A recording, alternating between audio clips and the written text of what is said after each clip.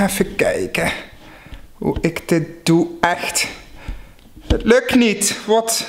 Ik ben er laatst achter gekomen. Iemand was hier, die heeft verstand van camera's. Wat blijkt, ik heb een hartstikke dure lens ooit gekocht, 3,5 jaar geleden. Blijkt de verkeerde te zijn. Deze kan niet achtergrond scherp stellen. Dan moet je al helemaal op je kop inzoomen. Maar dan heb ik nog alleen maar dit hoofd in beeld zo. Maar we doen het ermee. Ik hoop dat dit goed is. Hallo habbo-vrienden van Vip-Petertje. Leuk dat jullie kijken naar een nieuwe video op mijn kanaal. Mijn naam is Peter Nout. En vandaag vragen jullie je natuurlijk als eerste af, waarom zit je op de grond? Nou, dat is hip. Dan kom je in trending, want dat doet iedereen in YouTube-land. Dat ziet gewoon leuk uit. Ik heb alleen hartstikke veel pijn aan mijn kont. En deze houding ook. Ik zit mezelf hieronder vast te houden, want anders kiep ik om naar achter wie zo'n bolletje, zo. Oh nee, ik ben hier echt niet lenig genoeg voor. Oh, ik hoop dat ik nog scherp ben nu. We kennen allemaal de storytimes op YouTube en dat vind ik hartstikke leuk om te kijken. Vandaag ga ik dat ook doen, maar dan anders. Ik ga jullie namelijk laten bepalen waar de storytime over gaat. En dan is het niet een onderwerp, nee. Jullie geven mij een datum en die datum ga ik zoeken in mijn fotoalbum. En de foto die daarbij hoort, bij die datum, daar ga ik over vertellen. Ik heb eventjes een aantal foto's moeten verwijderen. Nee. Staan in een apart album. Nee, grapje, nee. Jullie geven massaal antwoord op mijn Insta-story. En ik zie enorm veel datum staan. Het is nu in 20 minuten bijna 15.000 keer bekeken. En de reacties blijven binnenkomen. Ik heb nu een lijstje voor me en die gaat over oktober. Maar het leukste is dat ik 3 reacties naast elkaar zie staan. En dat is 13 oktober 2016, 25 oktober 2017 en 28 oktober 2018. Dus ik ga gewoon 2016, 17 en 18 oktober bekijken in mijn fotoalbum. Met mijn nieuwe telefoon, die echt super fijn is. 2014. Tot 2014 kan ik teruggaan. Maar we gaan naar oktober 2016. Even scrollen hoor. Oktober 2016. Toen ging ik mijn reis maken naar Amerika. Oh, hier heb ik echt heel veel foto's van. Ik zal ze eventjes hier ergens in het scherm erbij plakken als ik erover ga praten. Over oktober 2016 kan ik heel veel vertellen. Dat was mijn eerste vakantie dat ik echt ver ging reizen. Alleen in groepsverband. Ik had een single groepsreis geboekt. En dat was de hele westkust van Amerika. Ik ben gestart in Los Angeles, alle national parken, door naar Las Vegas en vanuit Las Vegas weer alle parken, door naar San Francisco. En daar had ik ongeveer 4 weken over gedaan. Geweldig. Was mijn mooiste vakantie ooit, mijn duurste vakantie ooit. Ik heb geld eruit gegeven, maar het was zo mooi, het was zo leuk. En dat is ook de enige vakantie waarvan ik denk van, daar wil ik terug, dat wil ik nog een keer doen. Oh, I love it. Ik ben helemaal verliefd geworden op Amerika. Ik ga eens even scrollen hoor, want wat is mij het meest bijgebleven van die vakantie? Nou, hier lig ik te poseren bij Route 66. Ik moet er maar meteen even een screentje van maken, dat ik weet dat ik die dadelijk in het beeld moet laten zien. Oh, de helikoptervlucht boven de Grand Canyon. Ja, echt. Toen... Oh. Dat was zo'n mooi moment. Eerst heb je alleen maar grasvlaktes. En uiteindelijk spreidt de wereld zich... Ja... In 2 of zo, I don't know. Op een gegeven moment komt er zo'n gigantisch gat tevoorschijn. Het is onbeschrijfelijk. Echt, iedereen in die helikopter begon te janken. Ja, dat was zo'n, mooi groot natuurverschijnsel. Niet normaal. Ik heb ook nog even lekker gechilled bij de Grand Canyon. Hier sta ik te poseren. Oeh, kijk eens dat smalle kontje van me. En die smalle armen. Ja, toen had ik nog niet zoals nu. Of nee, toen dronk ik nog niet zoals nu. Arches ben ik ook geweest. En mijn reisleidster was toen Sabine Koning. Hoe heette ze nog eens in GTST? Oh ja, Anita. Zij heeft Anita gespeeld in GTST. De vrouw van Rick, de moeder van Ricky. Ja, die was mijn reisleidster. Die is naar Amerika verhuisd en die is daar blijven wonen.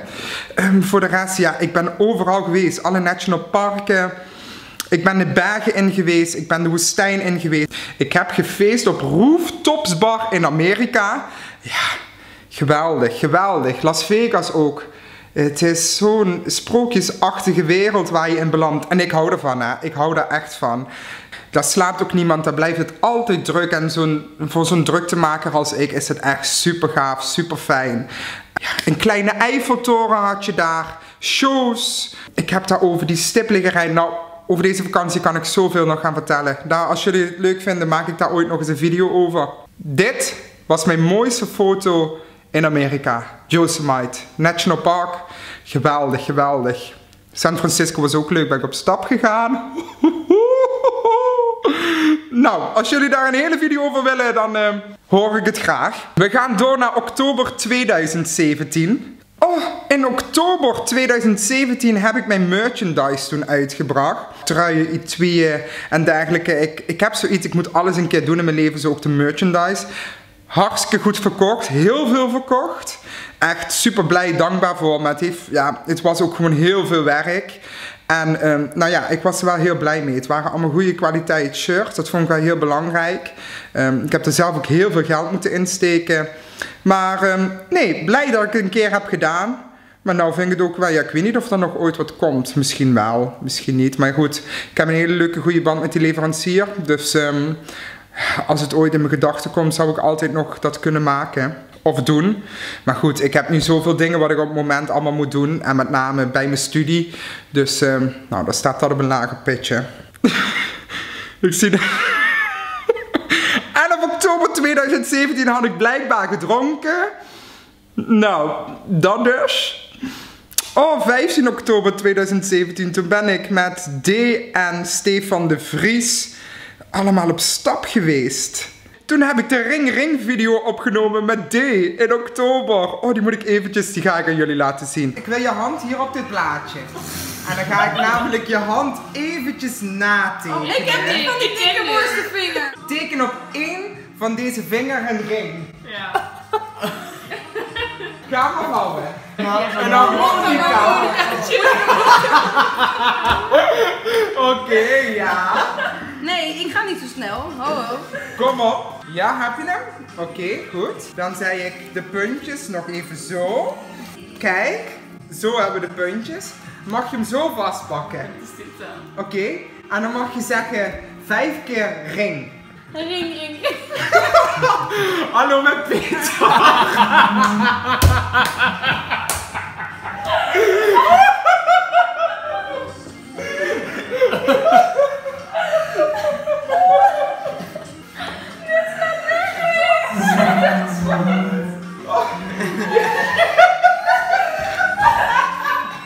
Ja, doe die deur open, moet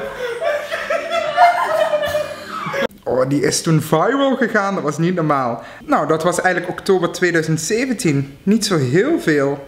Oktober 2018 is nog vrij recent. Ik weet niet eens wat ik daar te zien van ga krijgen. Als jullie mijn wasmachine horen, sorry, ik heb ook nog een huishouden die moet geordend zijn, want ik moet morgen weer een week werken. Oh my god. Ik snap nu waarom ik een 128 gigabyte telefoon nodig had. Ik heb zoveel erop staan en het meeste heb ik op de cloud staan. Maar ja, dat moet ik altijd eraf halen en dat duurt te lang met laden en soms laat dat niet. Ik vind het echt niet fijn. Oktober 2018, ja, Fright Night samen met Suus en Charissa.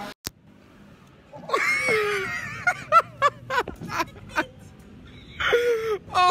Toen heb ik ook Drunk Cooking opgenomen. Nou, ik verwacht dat ik vandaag een professional kok helemaal in ga maken. Toch? Ja. Wat gaan we doen? koken. Lekker! Maar wat? Ik ben benieuwd.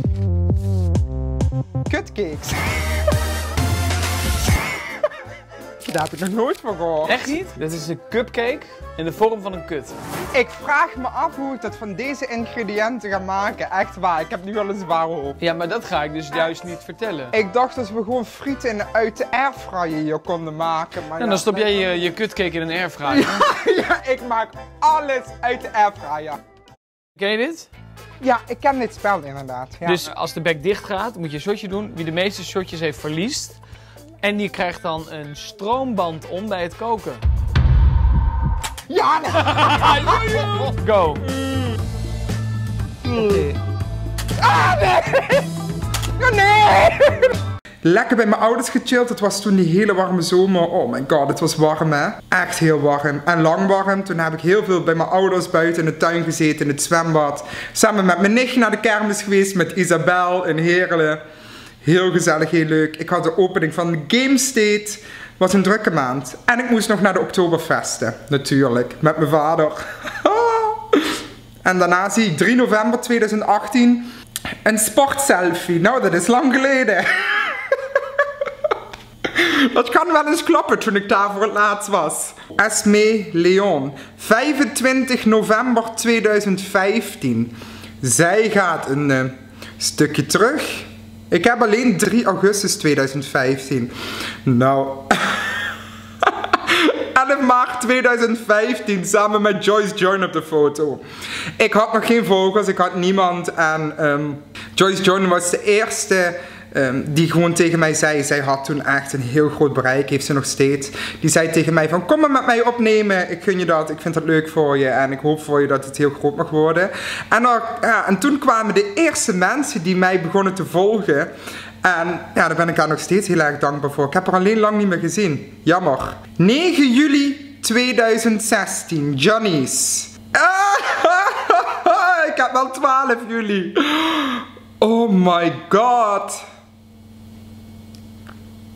Ja mensen. Ik had een sixpack. En hoe? Ja, ik trainde toen echt veel. Ik had toen echt super veel motivatie. Ik had liefdesverdriet. Ik had een relatie van 2,5 jaar wat over was. En ik had zoveel verdriet. En dat heb ik uiteindelijk in de gym eruit gegooid. Maar goed, ik had toen wel geen leven meer. Weet je, ik mocht niet drinken. Ik mocht niet eten. Ik mocht helemaal niks. Maar ik had wel een sixpack in Mallorca. En het jaar daarna is het langzaam weggeraakt.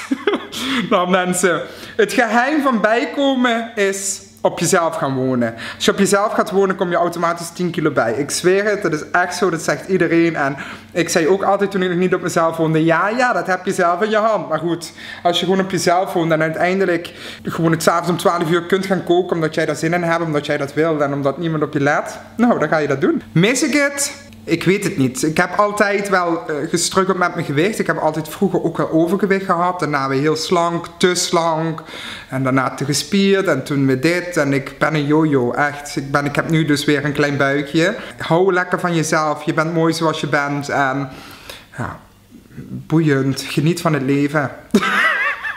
Dat is echt zo. In juni 2017 ben ik ook naar Thailand geweest. Ben ik gaan backpacken in Thailand samen met Wout, een vriend van mij.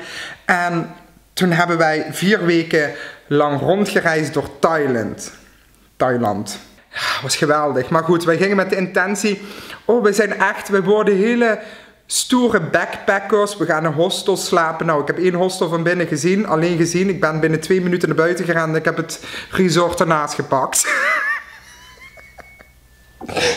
Echt waar mensen, oh dat backpacken is niets voor mij, echt niet. Oh, het was geweldig, het was mooi en het backpacken was ook leuk, maar gewoon ik ga niet in hostels slapen, nee. Maar gewoon in die resort slapen deed me goed, maar in een hostel, ik kon het niet aan, oh die geur, ik kan hem nu nog tevoorschijn halen. Maar het was wel echt een heel mooi land, heel gaaf, veel mooie natuur, we zijn echt overal geweest en... ik denk wel als je alleen of met een vriend zo gaat backpacken en zelf een hele reis uitstippelt en dat doet, dat meemaakt, dat het wel jezelf heel zelfstandig maakt. We zijn begonnen in Bangkok, door naar Chiang Mai, door naar Pai, naar onder gevlogen naar Suratani, van Suratani de boot naar Koh Tao. Daar hebben we een aantal dagen gedoken, we hebben een duikbrevet, toen zijn we naar Koh Samui gegaan. En daarna naar Koh Phanang, of andersom. En toen zijn we naar huis gegaan. En daar hebben we 4 weken over gedaan. En dat was wel echt geweldig ook. Het was zo gaaf, ook dat je dat allemaal zelf en alleen doet. Kijk, Amerika werd ik gereden. Nu moest je het allemaal zelf doen. Daar heb ik ook nog mooie verhalen over. Ik ga een video maken over vakantieverhalen, dat zeg ik jullie wel. Maar ik ga jullie even nog een paar fotootjes laten zien. Ik bij de waterval. We waren door de jungle aan het lopen. En uit het niets kwam er een regenbui, een stortbui. Dat was niet normaal. En oké dat er een regenbui is. Maar die hele jungle veranderde in 1 waterval. Ik werd op een gegeven moment dat ik dacht... Ik sta mooi te poseren zo bij de waterval. Zo, En toen dacht ik, daar ontstaat ook een waterval. En daar komt het water op de weg. En daar, oh mijn god, daar ontstaat een hele rivier. Ik dacht, we moeten hier weg. Dus wij die berg afrennen. Echt serieus. Oh, en toen zijn we in de jungle gaan zwemmen. En Wout, die ging gewoon bij een waterval in dat meer ging die zwemmen. En ik stond er met zo'n beetje in het water. En ik was echt bang dat een of ander iets me ging pakken daar. Ik was bang. En Wout zat daar gewoon te chillen en te zwemmen en te zwaaien. En ik dacht echt van... I am so scared. Oh, en toen gingen we zo'n warm waterbron in. En toen zat ik ook zo. Oh, ja, is echt lekker. Ja, zeker lekker, dacht ik. Ja. Nou, ik kan me echt niet concentreren. Ik was alleen maar bang dat ik opgegeten ging worden. Want ik zag ook van tevoren zo'n spinnen. Kijk, en terwijl duiken, daar hou ik dus wel van. Ik hou echt van duiken. Maar goed, dan heb ik het overzicht, weet je. Als je daar in dat water ligt. Als ik boven dobber, dan zie ik niet wat onder me gebeurt. Als ik onder het wateroppervlakte zit, dan weet ik wat me gebeurt. En dan ben ik niet bang. En anders heb ik het gevoel dat er een visje aan me komt. En dan denk ik dat het gewoon een of andere grote piranha is. Dus dan moet ik rennen. Oh, ja, kijk hier die resort. Oh, wauw. Ja, was wel echt heel mooi, hoor. Voor weinig geld kon je heel veel krijgen en doen. Dat vond ik wel in Thailand. 6 april 2017 krijg ik de vraag. En 6 april 2017 kreeg ik mijn meubels geleverd in mijn huis. Ik woonde toen volgens mij een maand op mezelf. En toen heb ik nog verbouwd. En 6 april 2017 kreeg ik mijn meubels geleverd. En die moesten in elkaar gezet worden. En dat was een heuse familiecrisis, dat zeg ik jullie wel. Ik heb nog net niet die meubels naar hoofden gegooid, maar meubels in elkaar zetten met je familie zorgt voor relatiecrisissen.